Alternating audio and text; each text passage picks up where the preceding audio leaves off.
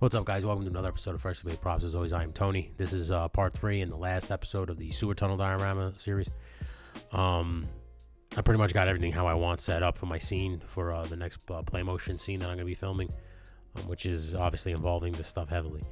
I will say this, when I'm done with this thing, if anybody wants it, if anybody comes across this episode and sees this thing and wants it, just let me know. All you'll have to do is pay the shipping, and I will send this whole thing to you. If you want the tunnel, I'll send you the tunnel. If you just want the top part, I'll send you that. I really don't care. I don't have the space for all of this stuff, and I don't want to start trashing these things because I don't have the space. So if somebody else wants to get some use out of it after I'm done with it, just pay the shipping, and I'll send it to you wherever you want me to send it. But anyway, let's get into the episode. So this is basically how I put it together. The floor comes in 2 pieces, magnets in the middle. As always, I think it's just one full XPS piece, so it's like 2 feet by 2 feet. And then I cut the holes in. I put the EVA foam around it just so you can't see all the messed up cuts. And then every now and again, I sift through my nephew's trash, like when they're about to throw out all their toys. You find some good shit in the trash. And I found a bunch of broken Hot Wheels tracks, so I took these black railing pieces from a Hot Wheels track and cut to size. And then I just cut little holes in the XPS foam in the front, and they just basically act as a stand now. So, I mean, you could technically even shoot from the side of the tunnel with these things, because the way it makes it looks like it's underground, and the ground is being held up by support beams and things like that. For the back, I just used dowel sticks. I'm going to paint those silver or black at some point. But for now, they're just here because I'm shooting the inside of the tunnel and the top, so I really don't care what color those are. But it's pretty stable. It was a little bouncy here, but I fixed that right here just by pulling out the beam a little bit.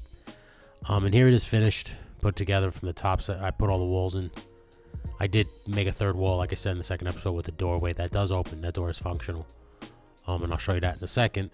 But this is basically what I'm working with. It's a 2 feet by 2 feet, and then the tunnel is 12 inches around. So the tunnel, like the dio itself, goes up about 14 inches. This is the door that I made. I just took some aluminum foil tape and taped whatever access pieces I had left of the foam board. And then I took some dollhouse trim and put that on the end, and then I painted it with gunmetal just so it'll match the door. That's from what's his face, for the Marvel Legends Hydra figure or AIM figure. That little thing that I just put there just so it looks like a code that you have to open the door, just so the Joes have to hack it when they get in. And I figured it would be a storage unit, so there'd be a bunch of crap there. So I put old computers. Those monitors are from Ringside Collectibles commentator screen. Obviously, you've seen the tunnel before. This is what it's all done. That thing on the bottom is how I'm going to drag the figures. I made myself a little rig for them. I'll show you that in another episode, because I'll show you a bunch of rigs and stuff that I'm going to make. Those junction boxes were EVA foam and dowel sticks. Cardboard boxes were from Instaprint dioramas. These are obviously the Fortnite loot boxes. Obviously, that's the computer from Jurassic Park, Sam Jackson. And like I said, those TVs are from the Ringside Collectibles. That weird satellite thing is from that giant computer thing you can get from Big Bad Toys. I have that. Was on sale and I bought it. I printed that New York City map. I'm gonna print some other signage and put it around, like above those 2 things too, just so it looks like they're like labeled or whatever. This is the back part with the doors. I put some handles just so I can grab it and open it easier, because it doesn't get stuck. But they slide open just like those old like Japanese sliding door type deals, just so I can get light through it at some point when they infiltrate, when they come in. Just so I can have that. That's why I made the doors functional. So like when they're standing in the dark, it'll open and the light will hit them from the front.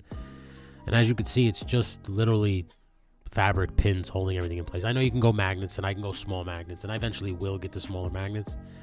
And if anybody wants this and wants me to add the magnets before I send it, let me know. But it is a little work. I have to build like a corner piece so they meet correctly. For the way I have the trim on the edges. So it's a process, but it can be done. But that's why I just do it this way. Just pin it, fuck it. And it stays pretty good. It doesn't move. It's all solid. I'm very happy with this set right now, how I have it. This was a fun build, I will say. I enjoyed it very much. just shut this down for you now because I'm done with it. It was a damn good build. It really was. I'm very happy how it came out. I'm very excited to use it in the next installment of my or the next scene of the next installment of G.I. Joe Rise of the Mutants. I'm probably gonna take a couple more pictures with the top part. So if at some point I'm just gonna lose the tunnel and just put the top part on the bottom on this table as is, and just shoot some stuff because it's bigger. I don't know if you can't see because the way I got it framed, but I got about this much space from the back wall. It comes out further from the side wall here. So as it's like this, as I obviously like this, but the back wall sticks out. So it's essentially like this. I can't see. So I got like this much sticking out from on either side.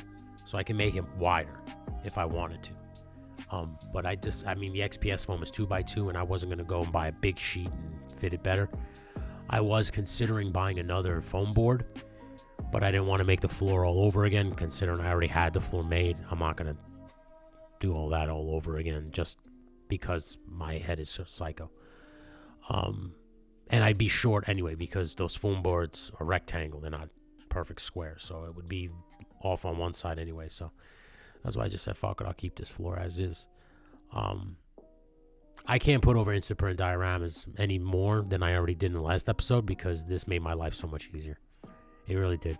Like, you can paint the walls. You can score them, put the lines in on XP. I'm not telling you can't. Go for it. But if you just want to be done, I highly recommend buying these things. $32 gets you 3 sets, and you just stick them the foam board. And again, when you're done with them, they're a lot thinner than XPS foam. You can just stick them. Do they warp? Yeah, but so does XPS foam. I don't care what anybody says. I have so many dioramas over there, and XPS foam sometimes ain't exactly straight neither. So anybody can say, oh well, the foam board, it warps, but it's just styrofoam. Bend it back to place. If you crack it from behind, who cares? No one's gonna see behind it. I do that shit all the time. I did it with these. Like, it was kind of curved, so once I got everything together, I just bent it over my knee and just kind of until I saw the crease in the back. I'm not making reversible dioramas here, so I don't care what the back looks like. The back is just gonna get painted black anyway, just because it's supposed to blend in. I'm just making sets here. I'm not making reversible stuff. I don't care about that shit. And like I said, hats off to all those guys who carve and do all that. So I did it too. I carved out bricks. I have a building diorama many episodes ago. So I did all the carving. I know how long it takes. It's not fun. So that's why I suggest this. It's just easier this way. That's my timer going off. I was cleaning my bong. So I'm sitting in the bathroom soaking. But the containers are from the dollar store. What the slime shit is in. I take the slime and I put it in a big juice container. It's the green ones. I had the black ones, but the black one.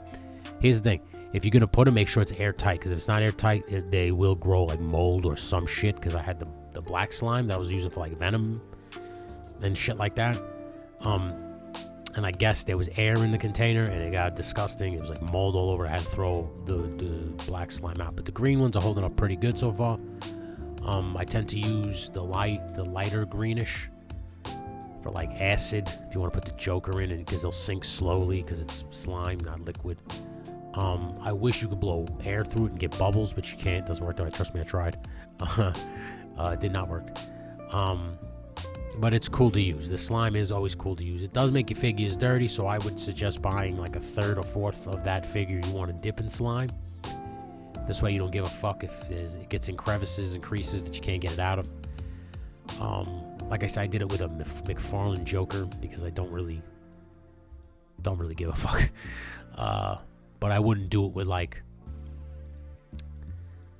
any of the Joes. Like, because I don't have doubles or triples, so I'm not going to dip them in slime and shit like that. That's why I don't even want to put them in actual dirt.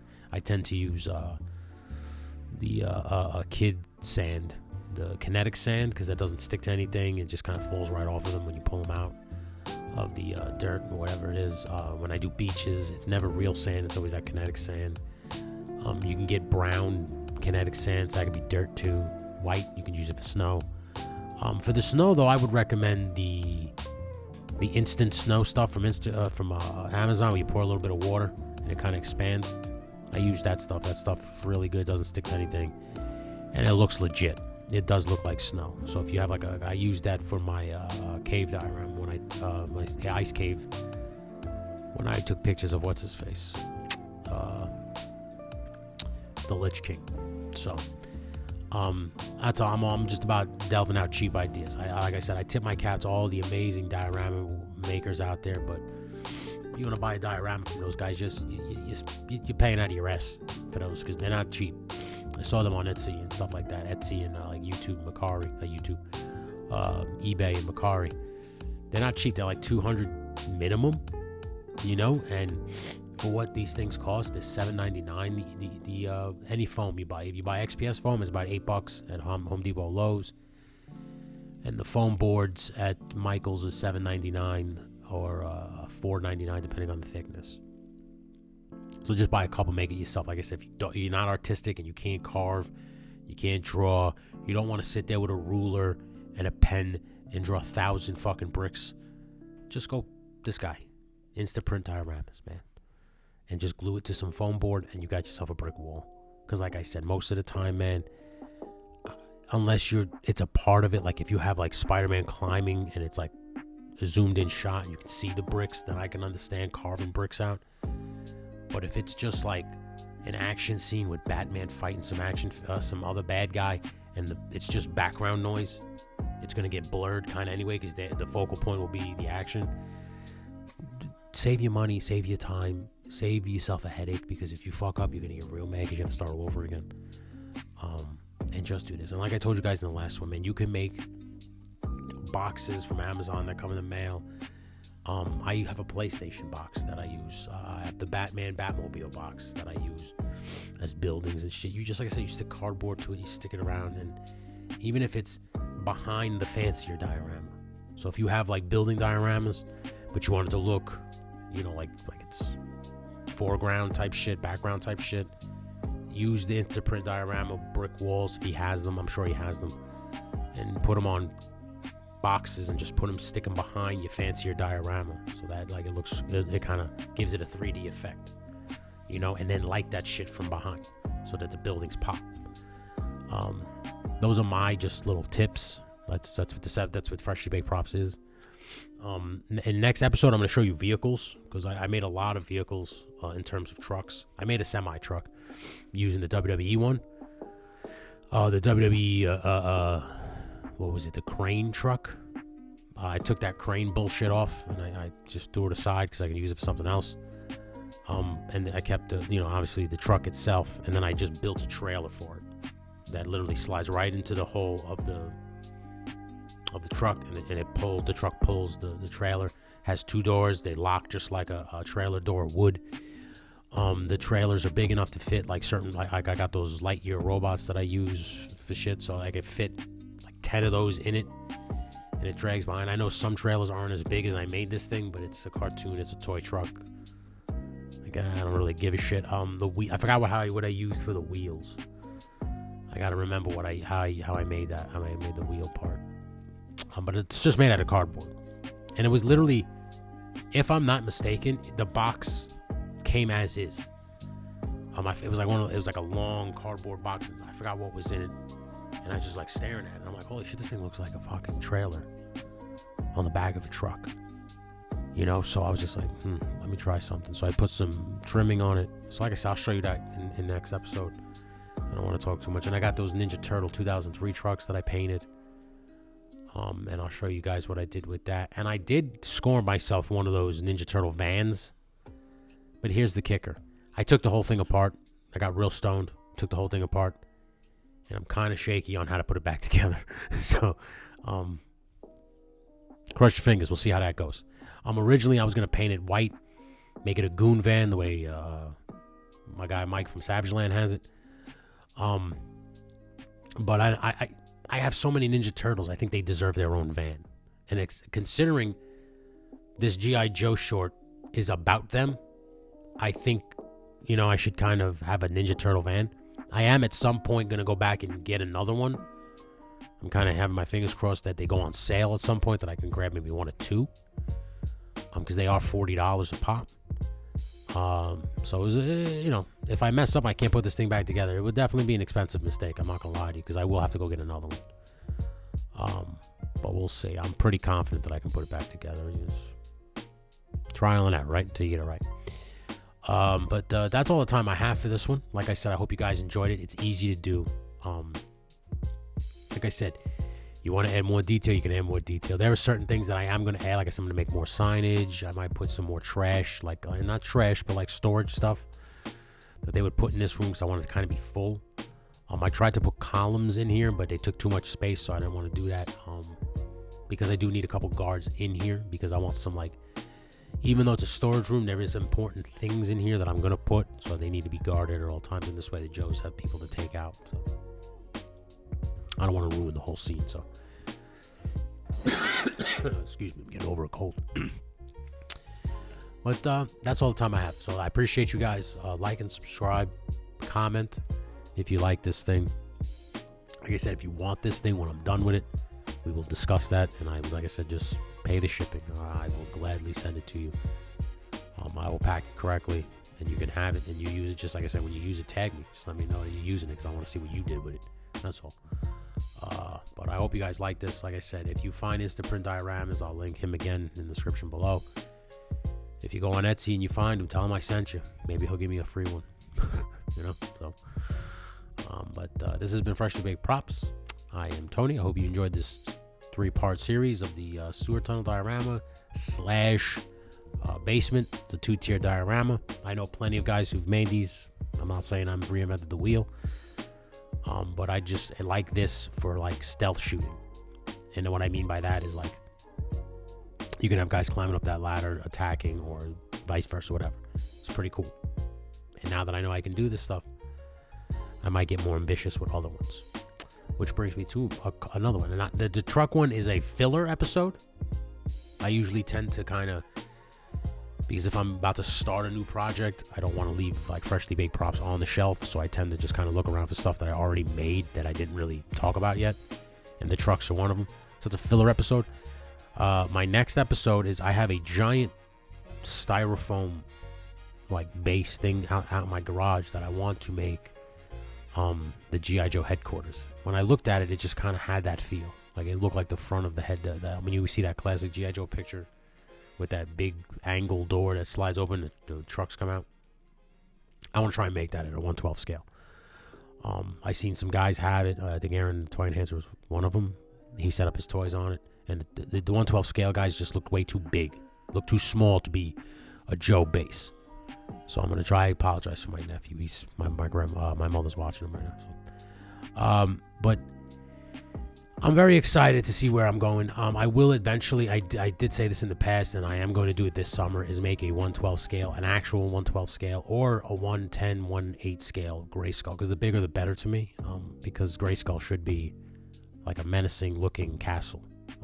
So I'm going to try my damnedest to make it an outdoor piece. So I want to leave it in my backyard. I think that'd be cool. Like, as I know, I got a nice, cool set piece. But I know you got to make it exterior safe, because obviously the elements will wear it down and beat it up. So I'm hoping to turn my yard into just a whole like Hollywood backlot for my action figures. I know that sounds a little crazy, but I don't care. I honestly don't give a shit, because it's my house. I want to do what I want. But yeah, I plan on making Grayskull, Snake Mountain, a bunch of stuff out in my yard. This G.I. Joe base will also go out there. But it's styrofoam, and that would be one thing that might be on the giveaway block. So if you are looking for it and you got the space when I'm done with it, again, just like this, just let me know. We'll figure out a way to transfer it, and we'll figure it out. But I'm very happy where this came out. Like I said, now I'm done, boys. I'm sorry, boys and girls. As always, this has been Freshly Baked Props. I am Tony. It's time to get baked. Take it easy.